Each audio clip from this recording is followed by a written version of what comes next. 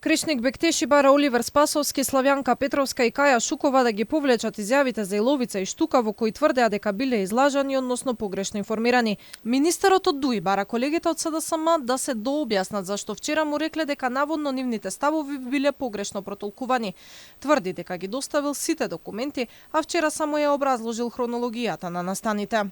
Можам слободно да потврдам, а очекувам тоа да го потврдат и другите колеги, дека тоа што сме го кажале и испадна вчера, дека Министерството за економија ни излажала, ни измамила некого, ни го ставил некој во заблуда, заради тоа што, како што најавивме во брифингот, ние сме доставиле само хронологија на настаните и што е одлучено од 2005 па до денешниот ден.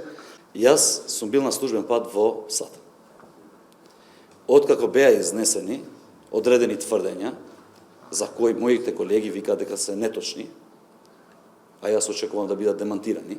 Сепак, посилниот притисок од јавноста, владата ретерираше и вчера ја поништи одлуката за спојување на концесиите за Иловица и Штука. Кришник Бектеши бил против и не гласал, но другите го надгласале.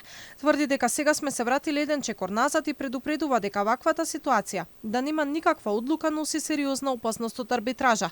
Тој побара да биде донесен акт со кој ќе се утврди дека потенцијалната инвестиција е спротивна на стандардите за заштита на животната средина, за да можело да се раскине договорот со концесионерот.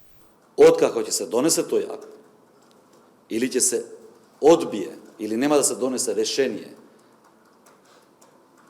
кое ќе биде позитивно за заштита на животна средина, како што наведов претhodно, денеска повторувам и го кажувам јавно, и ова е ставот и на сите експерти во Министерството за економија, утре дента Министерството за економија ќе достави предлог за едностранен раскин на договор.